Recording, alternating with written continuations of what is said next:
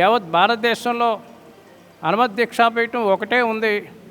అది విజయవాడలో పవిత్ర కృష్ణానదీ తీరం ఇంద్రికలాద్రి ఉత్తర భాగంలో సద్గురు సైదప్పల స్వామి మహారాజ్ స్థాపించారు 1912వ సంవత్సరంలో, అంటే 100 సంవత్సరాల పూర్వం.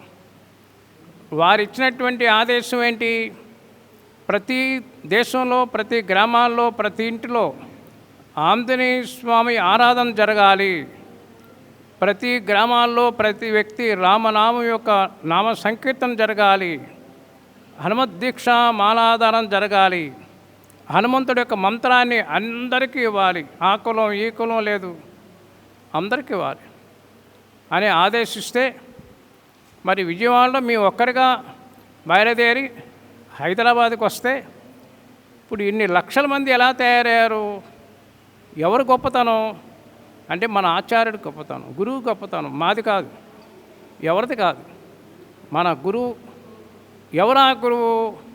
తస్మై శ్రీ హనుమద్ గురువే నమః. మనందరం కూడా మీరు ఏ దేవతనన్నా ఆరాధన చేయండి, అమ్మవారిని చేయండి, శివుని చేయండి, విష్ణు చేయొచ్చు, ఎవరన్నా ఎవరిష్టం వాళ్ళది కదా.